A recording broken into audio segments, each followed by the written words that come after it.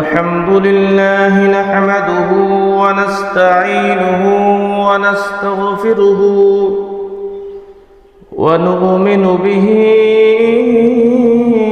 ونتوكل عليه ونعوذ بالله من شرور أنفسنا ومن سيئات أعمالنا من يهدي الله فلا مضل له ومن يضلله فلن تجد له وليا مرشدا ونشهد أن لا إله إلا الله وحده لا شريك له ونشهد أن لا إله إلا الله وحده لا شريك له وأشهد أن سيدنا وسندنا وحبيبنا ومولانا محمدا عبده ورسوله الذي أرسل إلى الناس كافة بشيرا ونذيرا وداعيا إلى الله بإذنه وسراجا وقمرا منيرا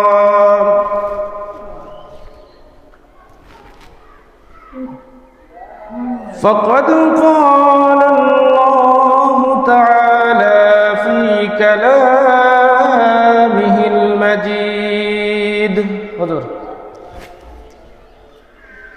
وفي فرقانه الحميد أعوذ بالله من الشيطان الرجيم بسم الله الرحمن الرحيم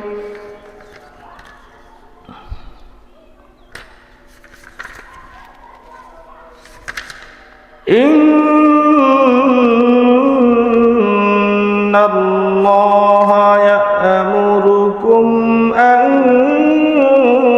تؤدوا الأمانات إلى أهلها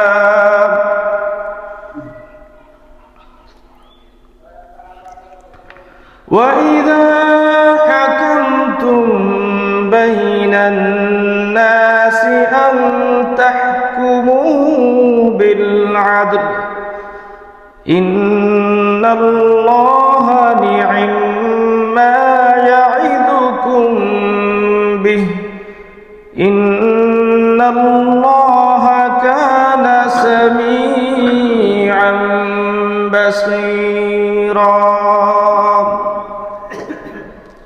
صدق الله مولانا العظيم وقال رسول الله صلى الله عليه وسلم من دل على خير فله مثل أجر فاعله أو كما قال عليه الصلاة والسلام وقال تعالى في شان حبيبه إن الله وملائكته يصلون على النبي يا أيها الذين آمنوا صلوا وسلموا تسليما اللهم صل على سيدنا ونبينا وشفيعنا وحبيبنا ومولانا محمد صلى الله عليه وعلى آله وأصحابه وبارك وسلم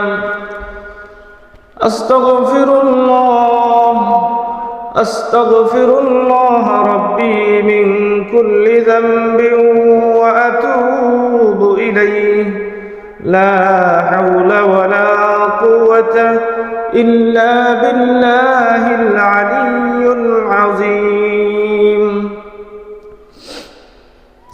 رب زدني علما رب زدني علما رب زدني علما رب يسر ولا تعسر وتمم لنا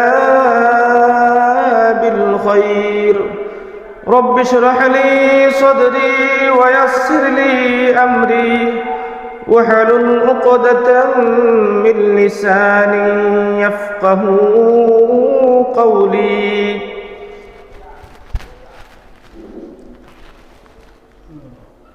আলহামদুলিল্লাহ। সম্মানিত উপস্থিত মুসল্লিয়ানে আযম এবং অনুপস্থিত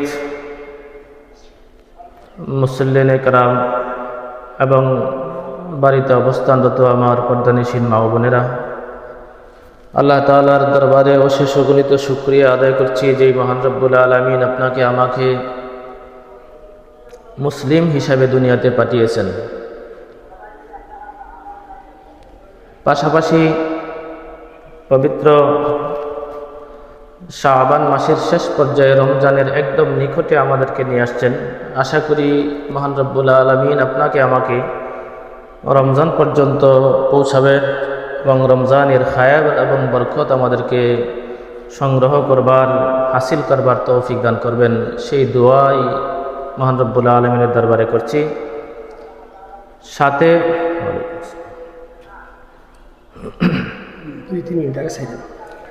সাথে আমাদের আরেকটা বিষয় খুবই লক্ষণীয় এবং গুরুত্বপূর্ণ, যে বিষয়টা হলো আমরা মুসলিম, আমরা একটা মুসলিম দেশের বাসিন্দা। আমাদের সমাজ, আমাদের ধর্ম ইসলাম, আমাদের সামাজিক কাজকর্ম, আমাদের পারিবারিক কাজকর্ম, আমাদের ব্যক্তিগত জীবনে সকল পর্যায়ে আমাদের পরিচালনা করার জন্য আল্লাহ তাআলা সর্বযুগের সর্বশ্রেষ্ঠ একখানা কিতাব আমাদেরকে দিয়েছেন, যেই কিতাবের নাম হলো আল কোরআন। এই আল কোরআনের আরেকটা নাম হলো আল ফুরকান, যার অর্থ হইল সত্য মিথ্যার পার্থক্যকারী। কোরআন শব্দের অর্থ হইল পঠিত, পাঠ করার কিতাব, যেটা সবচেয়ে বেশি পাঠ করা হয়। পৃথিবীতে এমন দ্বিতীয় আর কোনো কিতাব নাই যে এত বেশি তেলাওয়াত করা হয়, এত বেশি পড়া হয়। এই জন্য এই কোরআনের নাম রাখা হয়েছে আল কোরআন। এবং এর আরেকটা নাম হইল আল ফুরকান, যার অর্থ হইল সত্য এবং মিথ্যার মধ্যে পার্থক্য নিরূপণকারী। কোনটা সত্য, কোনটা মিথ্যা, কোনটা হক, কোনটা বাতিল, কোনটা ভালো, কোনটা মন্দ, সেটা আমরা বিচার করব কির মাধ্যমে? আল কোরআনের মাধ্যমে। এই কোরআন আমরা যেরকম স্বর্ণকারের দোকানে যদি আমরা স্বর্ণ নিয়ে যাই, তাহলে স্বর্ণকার কি করে? কষ্টি পাথরের মধ্যে ঘষা দিয়া তারপরে পরীক্ষা করে এটা কি খাঁটি সোনা নাকি নকল সোনা। এই কোরআন হলো কষ্টি পাথর। আপনার জীবনের যে কোনো কাজ, যে কোনো সমাজের কাজ, যে কোনো ধরনের কাজ, যে কোনো ধরনের কথা, আপনি সঠিক এবং বেঠিক, সত্য এবং মিথ্যা, ভালো কি মন্দ, সেটা জায়েজ, সেটা যাচাই করার জন্য আমাদেরকে কোথায় আসতে হবে? কোরআনে। সমাধান চাও যদি জীবনে মরণে, আসতে হবে কোথায়? পবিত্র কোরআনে। জীবনের প্রত্যেকটা কাজ যদি আমরা সফলভাবে করতে চাই, দুনিয়া এবং আখিরাতের প্রতি খেয়াল রেখে, তাহলে আমাদের অবশ্যই কোরআনে চলে আসতে হবে। এই কোরআনটা একটা গাইডলাইন। কোরআনটা কি? কোরআনটা একটা গাইডলাইন, পথ প্রদর্শক, নির্দেশক। আমাদেরকে আল্লাহ তাআলা দিয়েছেন এটাকে গাইডলাইন হিসাবে। প্রতিটা মুমিনের সারা জীবনের সকল কাজকর্ম এই কোরআনকে সামনে রেখে, কোরআনের আয়াতকে সামনে রেখে, কোরআনের বিধানকে সামনে রেখে তারপরে পথ চলতে হবে। মনে রাখতে হবে, একজন মুমিনের কোনো কাজই তার মন গড়া হতে পারে না। প্রত্যেকটা কাজ তাকে কোরআনকে সামনে নিয়ে, কোরআনের আলোকে, কোরআনের বিধান অনুযায়ী তাকে করতে হবে। যদি না করে, তাহলে কিয়ামতের দিন আল্লাহ রাব্বুল আলামিনের দরবারে কঠিন জবাবদিহিতা করতে হবে এবং তার জন্য জাহান্নামে পর্যন্ত যাওয়া লাগতে পারে, যদি আমার কাজটা কোরআনের সাথে সাংঘর্ষিক হয়ে যায়। এই জন্য কোরআন সর্বকালের, সর্বযুগের সর্বশ্রেষ্ঠ গ্রন্থ। এই কোরআনের মধ্যে কোনো সন্দেহ নাই, সেটা আল্লাহ রাব্বুল আলামিনের প্রদত্ত বাণী, যার মাধ্যমে আমাদের জীবন চলার পাথেয়, পথ এবং পাথেয় নির্ধারণ হবে।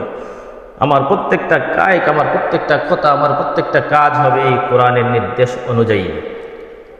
তো বলতে পারেন, সামান্য এই 600 পৃষ্ঠার একটা কোরআন, 6236 খানা আয়াতের একটা কোরআন, এই 6236 খানা আয়াতের মধ্যে কি সব আছে? হ্যাঁ, সব আছে। কারণ এইটা এমন একটা কোরআন আল্লাহ তাআলা আপনাকে, আমাকে, আমাদেরকে দিয়েছেন, যে কোরআন হলো গাইডলাইন। এটার ব্যাখ্যা, বিশ্লেষণ, এটার নীতিবালা কিয়ামত পর্যন্ত সারা পৃথিবীর মানুষ একত্রে লিখেও শেষ করতে পারবে না। কেউ লিখে শেষ করতে পারবে না। আল্লাহ তাআলা নিজে বলেছেন, মিদাদাল লিকালিমাতি রাব্বি লানাফিদাল বাহরু ক্বাবলা আন তানফাদা কালিমাতু রাব্বি ওয়ালাউ জিনা বিমিসলিহি মাদাদা। যে কোরআন এর ব্যাখ্যা বিশ্লেষণ কেউ যদি লিখতে শুরু করে, আর আমি তামাম পৃথিবীর সাগরকে যদি কালি বানিয়ে দিই, আমি সারা পৃথিবীর সাগর, যেখানে পৃথিবীর 4 ভাগের 3 ভাগই পানি, এই সমস্ত পানিকে যদি আমি আল্লাহ কালি বানিয়ে দেই, আর এই কালি দিয়ে যদি আমার কালামের ব্যাখ্যা লেখা শুরু করে, তাহলে এই কালি শেষ হয়ে যাবে। আবার ক্বাবলা আন তানফাদা কালিমাতু রাব্বি, আবার আমি এইরকম অনুরূপ এই সাগর, মহাসাগর আবার ভরে দেব, আবার শেষ হয়ে যাবে, পূর্বের মতো আবার আসবে, আবার কালি শেষ হয়ে যাবে। ওয়ালাউ জিনা বিমিসলিহি মাদাদা ক্বাবলা আন তানফাদা কালিমাতু রাব্বি ওয়ালাউ জিনা বিমিসলিহি মাদাদা। কিন্তু আমার যেই কোরআন, সেই কোরআনের ব্যাখ্যা, কোরআনের যেই ওই বিশ্লেষণ, সেটা লেখা কোনোদিন শেষ হবে না। সুবহানাল্লাহ বলেন। এটা হলো সেই কোরআন। এটা যাতা কোনো কিতাব নয়, এটা অন্যান্য ধর্মের কিতাবের মতো কিতাব নয়, এটা মানুষ রচিত কোনো কিতাব নয়। এই জন্য আমাদেরকে প্রত্যেকটা কাজে এই কোরআনকে গাইডলাইন হিসাবে মানতে হবে। তো আল্লাহ তাআলা এই কোরআনে কারিমের মধ্যে 114 খানা সূরা দিয়েছেন। 114 খানা সূরার মধ্যে সূরাতুন নিসা একটা সূরা, বড় বড় যে কয়েকটা সূরা আছে, সেই বড় বড় সূরার মধ্যে 4 নাম্বার সূরা হলো সূরাতুন নিসা। কয় নাম্বার সূরা? কয় নাম্বার সূরা? 4 নাম্বার সূরা। 4 নাম্বার, 4th নাম্বার সূরা, বড় সূরার মধ্যে সূরাতুন নিসা। যেই সূরার নাম হলো, নিসা শব্দের অর্থ হলো মহিলা। আল্লাহ তাআলা মহিলাদের নামে একটা সূরা রেখেছেন। এর মাধ্যমে আল্লাহ তাআলা বোঝাতে চান যে আমি মহিলাদেরকে, নারীদেরকেও আলাদা কেউ ভাবি না। ইসলামের মধ্যে নারী এবং পুরুষকে সমান অধিকার দেওয়া হয়েছে। সমান নয়, বরং নারীদেরকে বেশি অধিকার দেওয়া হয়েছে। পুরুষের নামে কোনো সূরা নাই, পুরুষের নামে কোনো সূরা নাই, মহিলাদের নামে আল্লাহ তাআলা সূরা রেখেছেন। এই সূরার নাম হলো সূরাতুন নিসা। এই সূরাতুন নিসার 58 নম্বর আয়াত আমি আপনাদের সামনে তেলাওয়াত করেছি। এই 58 নম্বর সূরা, 4 নম্বর সূরার 58 নম্বর আয়াতে আল্লাহ তাআলা একটা বিশেষ একটা হুকুম আমাদেরকে করেছেন। বিরাট একটা গাইডলাইন, গুরুত্বপূর্ণ একটা গাইডলাইন, এমন একটা আয়াত এখানে দিয়েছেন আল্লাহ তাআলা, যে আয়াতটা আমাদের জীবনের প্রত্যেকটা কাজে সবচেয়ে বেশি গুরুত্ব রাখে। এত গুরুত্বপূর্ণ আয়াত, এত জরুরি আয়াত, আল্লাহ তাআলা এই আয়াতটাতে এমন ঘোষণা বর্ণনা করেছেন আল্লাহ তাআলা কি বলছেন? আয়াত আমি মুখস্থ জানি, তারপরে আপনাদের সামনে দেখে দেখে বলছি, কারণ আপনারা হয়তো মনে করতে পারেন এটা এদিক সেদিক করি কিনা। আল্লাহ তাআলা বলছেন, ইন্নাল্লাহা ইয়া'মুরুকুম আন তু'আদ্দুল আমানাতি ইলা আহলিহা। নিশ্চয়ই আল্লাহ তাআলা, ইন্না, আমি শব্দগুলি ভেঙে ভেঙে বলছি, ইন্না নিশ্চয়ই আল্লাহ তাআলা, ইন্নাল্লাহ নিশ্চয়ই আল্লাহ তাআলা, ইয়া'মুরুকুম তোমাদেরকে আদেশ দিচ্ছেন, হুকুম দিচ্ছেন, অর্ডার করছেন। আল্লাহ তাআলা নিশ্চয়ই আল্লাহ তাআলা তোমাদেরকে অর্থাৎ আমাদেরকে কি করছেন? হুকুম করছেন, অর্ডার দিচ্ছেন, কমান্ড করছেন। কথাটা বুঝতে হবে। ইয়া'মুরুকুম আন তু'আদ্দুল আমানাতি ইলা আহলিহা। এই কথাটা খুবই গুরুত্বপূর্ণ। আন তু'আদ্দুল আমানাতি ইলা আহলিহা, তোমাদের কাছে আন তু'আদ্দুল আমানাতি, তোমাদের কাছে যেই আমানত আছে, যেই রক্ষিত সম্পদ আছে, যেই রক্ষিত দায়িত্ব আছে, যেই অর্পিত দায়িত্ব আছে, যেই পাওনা আছে, পাওনাদারের যে পাওনা আছে, সেই পাওনাদারের পাওনা, সেই রক্ষিত জিনিস, তার আমানত, আপনার কাছে যা গচ্ছিত রাখা হয়েছে, আপনার কাছে যা দায়িত্বে দেওয়া হয়েছে, আপনার দায়িত্বে যে সম্পদ আছে, সেই সম্পদ কি করো? তুআদ্দু, দিয়ে দাও, আমানাতি ইলা আহলিহা, তার যেই মালিক সেই মালিকের কাছে। আমার কাছে, আপনার কাছে আল্লাহ তাআলা বলতেছেন, যেই আমানত আছে, যেই জিনিস আপনার কাছে আমানত রাখা হয়েছে, গচ্ছিত সম্পদ রাখা হয়েছে, সেই সম্পদ সেই সম্পদের মালিক যিনি, তার কাছে পৌঁছে দাও। সেটা হতে পারে আপনার বাড়ির পার্শ্ববর্তী কারো, হতে পারে আল্লাহ তাআলার আমানত, হতে পারে নবী রাসূলের আমানত, হতে পারে আমার আমানত, ইমাম সাহেবের আমানত, হতে পারে মুসল্লিদের আমানত ইমাম সাহেবের কাছে, এবং ইমাম সাহেবের আমানত মুসল্লিদের কাছে, এবং আপনার বন্ধু বান্ধব, পাড়া প্রতিবেশী, নেতা নেত্রী, চেয়ারম্যান, মেম্বার, এমপি, মন্ত্রী, এবং আরো যত মানুষ আছে, একজন মানুষ আরেকজন মানুষের সাথে সব সময় থাকে, কি থাকে? সংশ্লিষ্ট থাকে। কারণ মানুষ সামাজিক জীব, মানুষ একা বসবাস করতে পারে না। এই জন্য মানুষকে সবসময় তারা একজন আরেকজনের সাথে রিলেটেড। আপনাকে যদি তাম পৃথিবীর সম্পদ দিয়া, তারপরে আফ্রিকার জঙ্গলে সুন্দর একটা বাড়ি করে তারপরে আপনাকে ওইখানে রেখে দেওয়া হয়, আপনি কি থাকতে পারবেননি? লোকালয়ে না এসে থাকতে পারবেন? খুব সুন্দর বাড়ি, চতুর্দিকে খুব নিরাপদ, সাগরের মাঝে আপনাকে একা রাখাই দেবেন, কোনো নৌকা নাই, কোনো স্পিড বোট নাই, কোনো জাহাজ নাই, শিপ নাই, আপনাকে সাগরের মাঝে সুন্দর করে স্বর্ণ দিয়া বাধাই করে, তারপরে সুন্দর করে একটা বাউন্ডারি করে, যেন আপনি 100% নিরাপদ থাকেন, এরকম একটা জায়গায় যদি আপনাকে আরো কয়েক কোটি টাকাও দিয়ে আসে, ওইখানে যদি আপনি থাকেন, তাহলে কি আপনি এখানে থাকতে পারবেন? একটা মানুষের আরেকটা মানুষের সাথে কত প্রয়োজন দেখুন। এক এক শ্রেণীর মানুষ এক এক পেশায় নিয়োজিত। কেউ আছে আমাদেরকে শাসন করার জন্য, কেউ আছে আমাদেরকে শোষণ করার জন্য, কেউ আছে আমাদের সেবা করার জন্য, কেউ আছে আমাদেরকে কামাই করে ক্ষেতের মধ্যে কাজ করে আল্লাহ তাআলার যে অনুগ্রহ, যেই রিজিক, সেই রিজিক হাত থেকে তারা কষ্ট করে পরিশ্রম করে ক্ষেত থেকে উৎপাদন করে তারপরে আমাদের জন্য খাদ্যের ব্যবস্থা করেন। বড় লোক মানুষরা যদি মনে করে যে গরিব মানুষের দরকার নাই, কৃষকদের দরকার নাই, আর কৃষকরা যদি ফসল ফলানো বন্ধ করে দেয়, বড় লোকই কোথায় যাবে? বাঁচতে পারবে? 1 কোটি টাকা দেয় 1 কেজি চাল পাবে? 100 কোটি টাকা দেয়া একটা আলু পাবে? 1 কোটি টাকা দেয় 1 কেজি ডাল পাবে? পাবে না। এই জন্য কাউকে ছোট করা যাবে না। সবার ওই একজন আরেকজনের কাছে হক আছে, অধিকার আছে, পাওনা আছে, সেই পাওনাটা আপনাকে আদায় করতে হবে। এখন দেখতে হবে কার কাছে কোন পাওনা। আমার কাছে আপনার কি পাওনা, আবার আপনার কাছে আমার কি পাওনা, সেই পাওনা আপনাকে খুঁজে বের করতে হবে, সেই পাওনা আপনাকে যথাযথ স্থানে পৌঁছে দিতে হবে। এটাই আল্লাহ তাআলা বলছেন, আনতু আদ্দুল আমানাতি ইলা আহলিহা, যে তুমি তার যেই আহাল আছে, তার যে মালিক আছে, সেই মালিকের কাছে তুমি তার পাওনা আদায় করে দাও। এই আয়াতের প্রেক্ষিতে, এই আয়াতটার আজকে আলোচনা করার উদ্দেশ্য হলো, আমাদের সামনে বিশাল একটা গুরুত্বপূর্ণ কাজ আছে সামনে। কাজটা হলো জাতীয় নির্বাচন।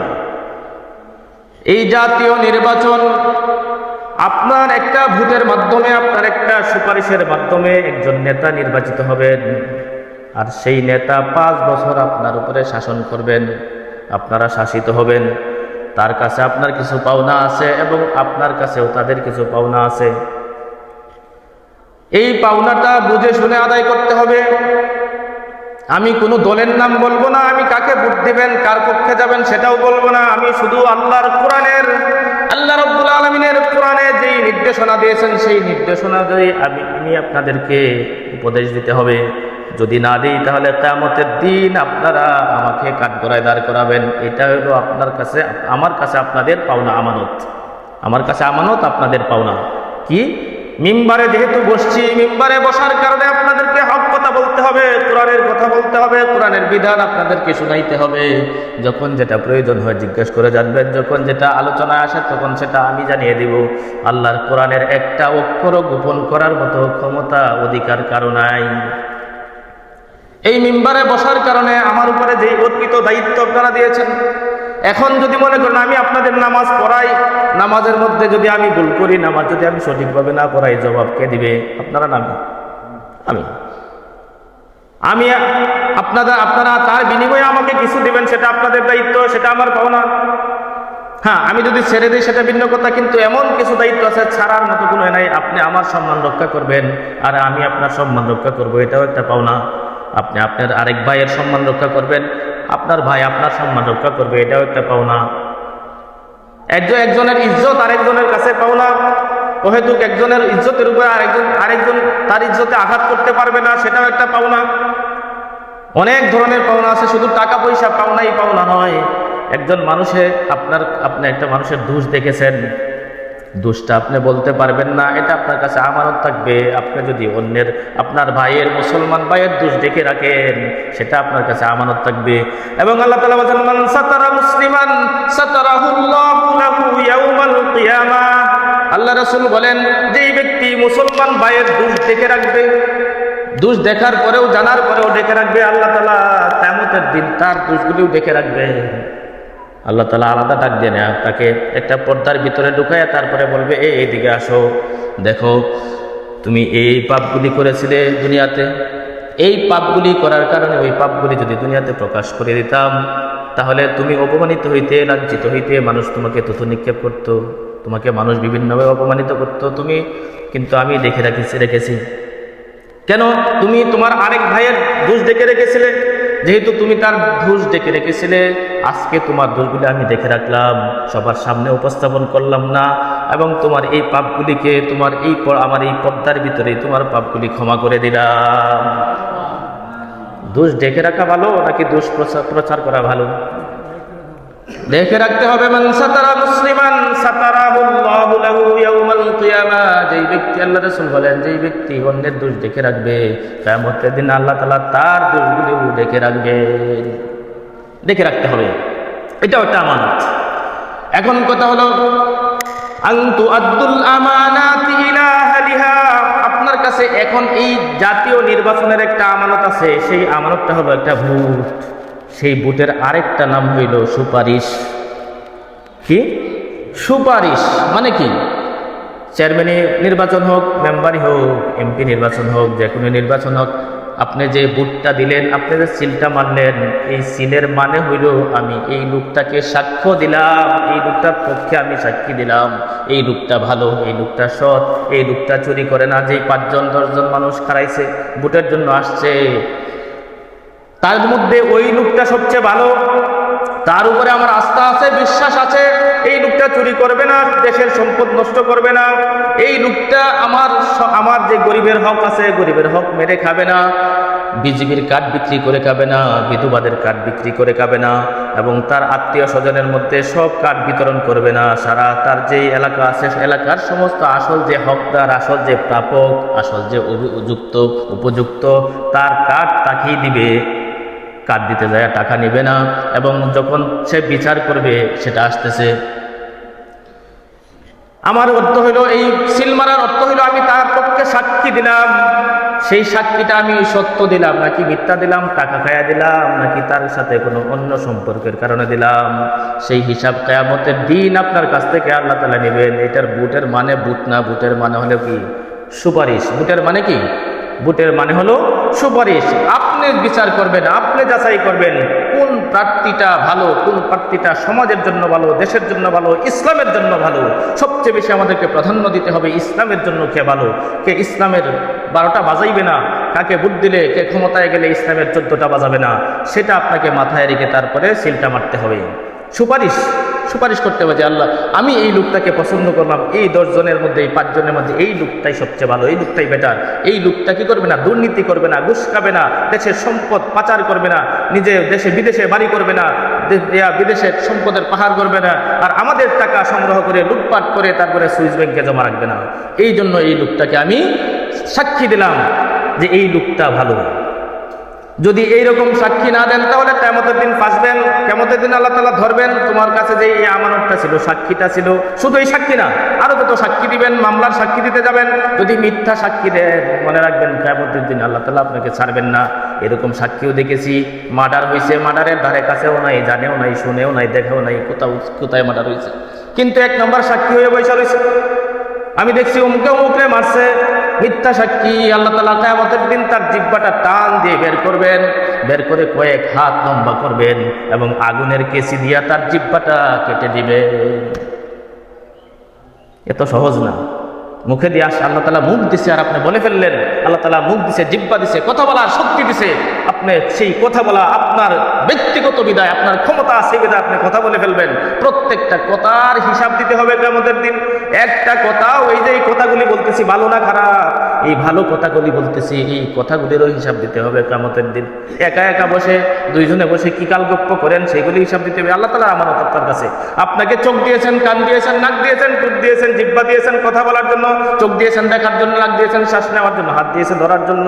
এই যে দিয়েছেন সবগুলি আল্লাহ তাআলার আমানত আপনার কাছে। এইগুলি সঠিক রাস্তায় ব্যয় করা, এটাও একটা আমানত। বেঠিক রাস্তায় ব্যয় করা, সেটা হলো আমানতের খেয়ানত। এখন আসেন, আনতু আদ্দুল আমানাতি ইলা আহলিহা। আপনি যখন সিলটা মারবেন, আপনার মাথায় আসবে যে আমি যে সাক্ষ্যটা দিচ্ছি, আমি কার পক্ষে দিচ্ছি, কেন দিচ্ছি, সেই লোকটা কি সত্যিই ভালো কিনা, সত্যিই ভালো কিনা। এর আয়াতের পরের অংশে আল্লাহ তাআলা বলছেন, কি বলছেন দেখেন, ইলা আহলিহা। আর ওই যে সিল মারার পরে যিনি দায়িত্ব গ্রহণ করবেন, যিনি পাশ করবেন, যিনি এমপি হবেন, মন্ত্রী হবেন, চেয়ারম্যান হবেন, মেম্বার হবেন, অথবা এলাকার একজন সাধারণ বোর্ডের মাধ্যমে একটা স্কুলের পরিচালনার কমিটি বানান, সেখানে আপনাকে দেখতে হবে। একটা সমাজের নেতা বানান, সেখানে আপনাকে এটা দেখতে হবে। ভোট দেওয়ার পরে সে কি হবে, সে পাশ করবে, পাশ করার পরে তার উপরে সরকারি দায়িত্ব তার উপরে চলে আসবে, সে আইন তৈরি করবে। আইন সবাই বসবে, অর্থাৎ সংসদে বসবে, পার্লামেন্টে বসবে, পার্লামেন্টে বসে আইন তৈরি করবে, আইন বানাবে। কি আইন বানাবে? এমন আইন বানাবে যে আইনের মাধ্যমে আমাদের দেশের, রাষ্ট্রের জনগণের ইসলামের পক্ষে আইন হয়। সেটাকে মাথায় রাখতে হবে। যেই ব্যক্তিকে ভোট দিচ্ছেন, সাক্ষ্য দিচ্ছেন, সে ভালো লোক। সে যদি ভালো লোক হয় তাহলে ইসলামের বিপক্ষে কোনো আইন তৈরি করবে না। যদি ইসলামের বিপক্ষে আইন তৈরি করে তাহলে আপনি কি করবেন? ওখানে বলে যাচ্ছি, আপনি যদি ভালো ব্যক্তিকে বাছাই করেন তাহলেও আপনার এখানে হক আছে, আপনার সব পাবেন সে ভালো কাজ করার কারণে।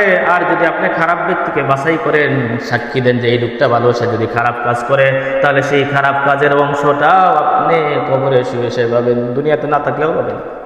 কেমনে? আল্লাহ তাআলা বলছেন, আমি একটা কথাও কোরআনে বাইরে বলবো না। আল্লাহ তাআলা বলছেন এই সূরাতুন নিসার 85 নম্বর আয়াতে, এটা হলো 58 নম্বর আয়াত, 85 নম্বর আয়াত আল্লাহ তাআলা বলছেন,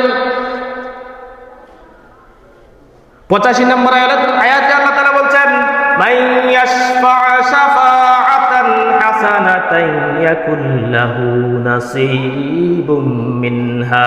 হাফেজ সাহেবরা আছেন এখানে অনেকেই, আমি ভুল বললে আপনারা বলবেন। 85 নম্বর আয়াত সূরা নিসা আল্লাহ তাআলা বলছেন, মান ইয়াশফা শাফাআতান, যে ব্যক্তি সুপারিশ করবে, মান যে ব্যক্তি শাফাআতান সুপারিশ করবে, পক্ষে কথা বলবে, রায় দিবে, কি করবে? সুপারিশ করবে। এই যে সুপারিশ করলেন, এই লোকটা ভালো, এই লোকটার এই কাজটা দেন। আপনি একজন মানুষকে একটা কাজ পাওয়াই দিলেন সুপারিশ কইরা, সরকারি কাজ আসছে, রাস্তাঘাটের কাজ আসছে।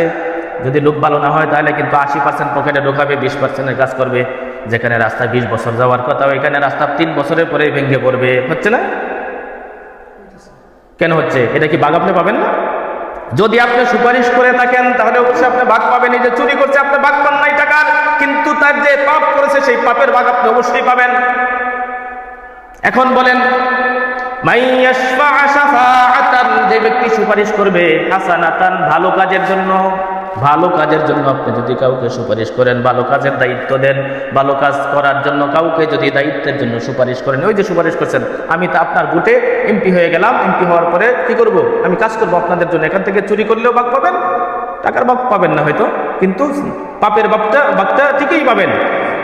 ওই যে সুপারিশ করার কারণে মাইয়াশফা, আল্লাহ বলছেন মাইয়াশফা, যে ব্যক্তি সুপারিশ করবে শাফাআতান হাসানাতান, ভালো কাজের সুপারিশ, ভালো কাজের সুপারিশ, হাসানাতান ইয়াকুল্লাহু নাসিবুম মিনহা, আল্লাহ তাআলা বলেন তাকে একটা, ওই যে সব ভালো কাজের সুপারিশ করার কারণে ওই ব্যক্তি ভালো কাজ করে যেই সব পাবে, আপনার আমলনামায় সম পরিমাণ সব আপনার আমলনামায় আল্লাহ তাআলা দিয়ে দিবেন। কি কোন পছন্দ হয়নি? মাইয়াশফা শাফাআতান হাসানাতান ইয়াকুল্লাহু নাসিবুম মিনহা, যে ব্যক্তি ভালো কাজের সুপারিশ করবে, ভালো কাজে সহযোগিতা করবে, আল্লাহ তাআলা বলেন আমি তার সুপারিশ করার কারণে, সহযোগিতা করার কারণে, যেই ব্যক্তি ভালো কাজ করলো, সেই ভালো কাজ করে যেই সব পাইলো, সেই সবের সমপরিমাণ সব ওই সুপারিশকারীর আমলনামায় আমি দিয়া দিব। ওইটা পাবেন, আরেক খারাপটা পাবেন না তো। এই আয়াতের শেষ অংশে বলছেন ওয়া মাইয়াশফা শাফাআতান সাইয়্যাতান ইয়াকুল্লাহু কিফলুম মিনহা, এবং শুনেন ওয়া মাইয়াশফা, যে ব্যক্তি সুপারিশ করবে শাফাআতান সাইয়্যাতান, সাইয়্যা শব্দটা খারাপ মন্দ, শাফাআতান সুপারিশ করা, শাফাআতান সাইয়্যাতান খারাপ মন্দ কাজের সুপারিশ করবে, খারাপ কাজের সুপারিশ করবে, চুরকে সুপারিশ করবে চুরি করার জন্য, চুরকে সুযোগ করে দিবে সুপারিশ করার জন্য, সুপারিশ কইরা সিলমাইরা চেয়ারম্যান বানায় দিবেন, মেম্বার বানায় দিবেন, সে চুরি করবে।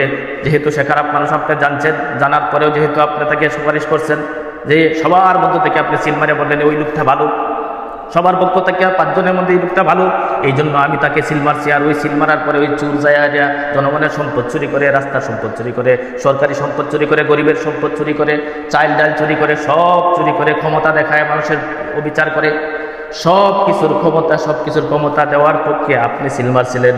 এই সিল মারার কারণে আপনি যে সাক্ষী হয়ে গেলেন, এই জন্য মাইয়াশফা শাফাআতান সাইয়্যাতান ইয়াকুল্লাহু কিফলুম মিনহা, এই সুপারিশ যে ব্যক্তি করবে খারাপ কাজের, আর ওই ব্যক্তি সুপারিশ প্রাপ্ত হয়ে যে যত খারাপ কাজ করবে, প্রত্যেকটা খারাপ কাজের যেই পাপ আছে, সেই পাপের অংশ আপনার আমলনামায় আল্লাহ তাআলা দিয়া দিবে। মাইয়াশফা শাফাআতান সাইয়্যাতান ইয়াকুল্লাহু কিফলুম মিনহা, তার যে অংশটা আছে সেই অংশটাও আল্লাহ তাআলা তার আমলনামায় বুঝায় দিবেন। আল্লাহ তাআলা ঠকাবেন না, আপনি ঠকাইতে পারেন আল্লাহকে, কিন্তু আল্লাহ তাআলা আপনাকে ঠকাইবেন না। এরপরের আয়াতের অংশ, পরের অংশে যাই, আহলিহা ওয়া ইযা হাকামতুম বাইনান নাস, এবারে দেখেন আল্লাহ কি করে, আপনি যে সুপারিশ করে তারে ক্ষমতা দিলেন, তারে বানায় দিলেন, ওই ব্যক্তি ক্ষমতা পাইল, ওই ব্যক্তি কি করবে, দরবার করবে, বিচার করবে, সালিশ করবে, নালিশ করবে, আপনি তার কাছে যাবেন, আপনাকে একজনের থাপ্পড় মারছে, চোর মারছে, যায় সুপারিশ করবেন যে আমার ওই বিচারটা করে দেন, সবাইকে ডাকবে, ডাকার পরে অন্যায়, তার কাজ কি ছিল, কার অন্যায়, সে হোক না আমার দলের মানুষ, হোক না আমার বাবা, হোক না আমার চাচা, সেটা দেখবে না, দেখবে কে অন্যায়কারী, কে অপরাধী।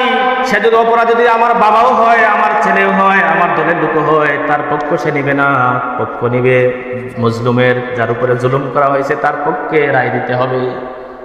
হযরতে উমর ফারুক রাদিয়াল্লাহু তাআলা আনহু একজন সন্তান ছিল, সেই সন্তানের নাম ছিল আবু শামা। খুব করুণ ঘটনা। হযরতে ওমর ফারুক রাদিয়াল্লাহু তাআলা কেমন নেপরাণ বাদশা ছিলেন সবারই জানা। হযরতে ওমর ফারুক রাদিয়াল্লাহু তাআলা ছেলে আবু শামা, তার পিছনে ষড়যন্ত্র হচ্ছিল। ষড়যন্ত্রের কারণে কিছু ইহুদি মিলে তাকে কি করলো, তাকে মদ পান করাইলো, অধিক পরিমাণে মদ পান করায়া তাকে একটা বাগানের ভিতরে রেখে চলে আসলো। কারণ ওমর যদি জানতে পারে যে তাকে কে এই কাজটা করছে, তার খবর আছে, তাকে ফাঁসানোর জন্য একটা বাগানে ছেড়ে চলে আসলেন। ইহুদিরা যখন বাগানে রেখে চলে আসলো, সে অজ্ঞান ছিল, অর্থাৎ সে মাতাল ছিল বেশি মদ পান করানোর কারণে। সে মাতাল অবস্থায় ওই বাগানে যে মালি ছিল, একজন মহিলা, একজন নারী, সেই নারীর সাথে সে অজ্ঞতাবশত, অজ্ঞানবশত জিনা করে বসে। জিনা শাস্তি কি? জিনার শাস্তি হইল রজম করা, তাকে কোমর পরিমাণ গেড়ে বিশাল মাঠের মধ্যে হাজার হাজার মানুষকে ডেকে সমাবেশ করে তারপরে সবার সামনে জিনার বিচার করা, পাথর মেরে মাটির সাথে মিশিয়ে দেওয়া। হযরত ওমর রাদিয়াল্লাহু আনহু তখন নিজেই খলিফা, নিজেই সরকার প্রধান, তার ছেলে এই অপরাধ করেছে, প্রমাণিত হয়ে গেছে। প্রমাণিত হওয়ার পরে যখন প্রমাণিত হয়েছে সে অপরাধী, সে জিনাকুর, তখন ঘোষণা করে তার বিপক্ষে রায় হয়েছে, তাকে সংসার করা হবে, রজম করা হবে, পাথর মেরে তাকে হত্যা করা হবে। তখন সকল সাহাবারা তার পায়ে পর্যন্ত ধরেছিলেন, হে আল্লাহর সাহাবী, হে রাসূলের সাহাবী, আপনি এই আবু শামার যতগুলি পাথর প্রয়োজন হয়, তাকে যতগুলি পাথর মেরে তাকে হত্যা করতে হবে, তো সবগুলি পাথর আমাদের সবার মধ্যে একটা একটা করে দিয়ে মেরে দেন, তারপরেও তাকে ছেড়ে দেন। হযরত ওমর বলছিলেন, আমি আজকে খলিফা হয়ে, আমি রাষ্ট্রপ্রধান হয়ে, আমি যদি আমার সন্তানের পক্ষে যে বিচার, সেই বিচারে যদি আমি স্বজনপ্রীতি করি, তাহলে কিয়ামতের ময়দানে আমি আল্লাহ তাআলার কাছে কি জবাবদিহি করব? কারো কথা মানলেন না এবং তার ছেলেকে সবার সামনেই রজম করা হলো, পাথর মেরে মিশিয়ে দেওয়া হলো।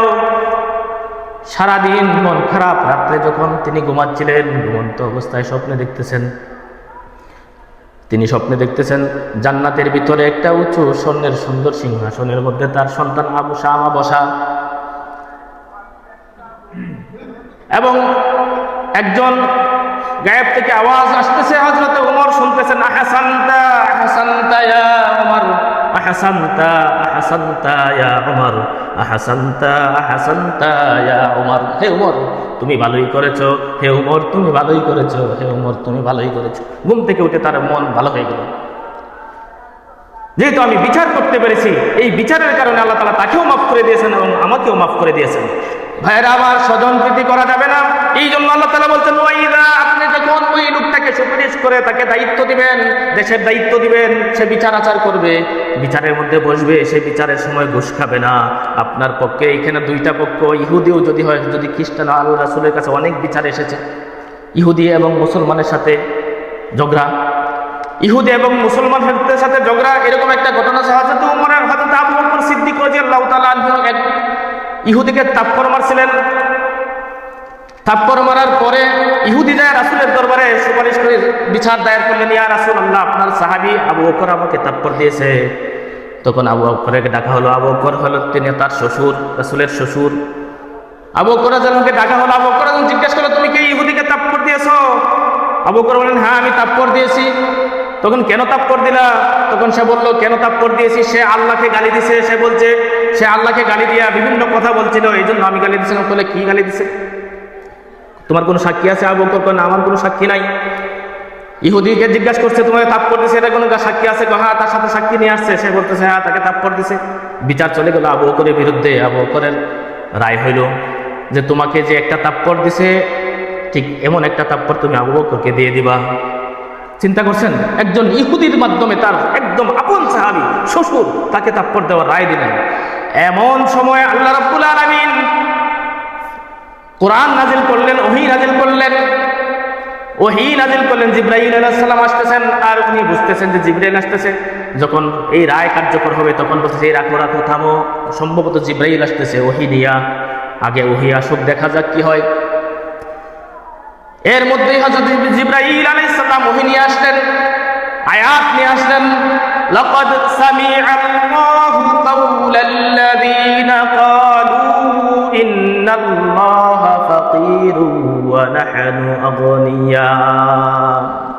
সে বলছিল, ইহুদি বলছিল, আল্লাহ, এই যে যখন যাকাতের আয়াত নাযিল হয়, তখন যাকাতের কথা যখন আসলো, তখন ইহুদিরা বলতেছে আল্লাহ গরিব হয়েছে, দেখো এখন টাকা পয়সা উঠায়, মানুষের কাছ থেকে টাকা নেয়, মুহাম্মদের আল্লাহ গরিব হয়ে গেছে। সেই আবু বকর বলছিলেন যে সেই কথাই বলছিল, সেই কথা বলার কারণে আমার রাগ উঠে যায় বেশি।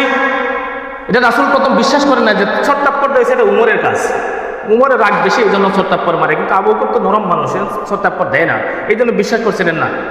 তখন আল্লাহ তাআলা জিবরাইল আলাইহিস সালামের মাধ্যমে কোরআনের আয়াত নাযিল করে হযরত আবু বকর রাদিয়াল্লাহু তাআলা আনহুর পক্ষে সাক্ষী দিলেন, হে নবী আপনি শুনে রাখুন, দুনিয়ার কোনো মানুষ শুনে নাই এই ইহুদি গালি দিছে আমারে, কিন্তু আমি আল্লাহ তাআলা শুনছি। লাকাদ সামিআল্লাহু কাওলাল্লাযীনা ক্বালু, আমি নিশ্চয়ই শুনেছি ওই তারা বলেছে, ক্বালু ইন্নাল্লাহা ফাকির, আল্লাহ তাআলা ফকির, গরীব, মিসকিন, ওয়া নাহনু আগনিয়া, আর আমরা হইলাম ধনী। এই কথা শোনার কারণেই আমি তাকে থাপ্পড় দিছিলাম। আবু বকরের ক্ষেত্রেও রাসূল কি করেন নাই, ছাড় দেন নাই। এরকম অসংখ্য অগণিত ঘটনা আছে, ইসলামের ইতিহাসে আছে, হাদিসে আছে। যদি দুইটা অপরাধী হয়, দুই ব্যক্তির মাধ্যমে, দুইটা পক্ষের মাধ্যমে যদি একটা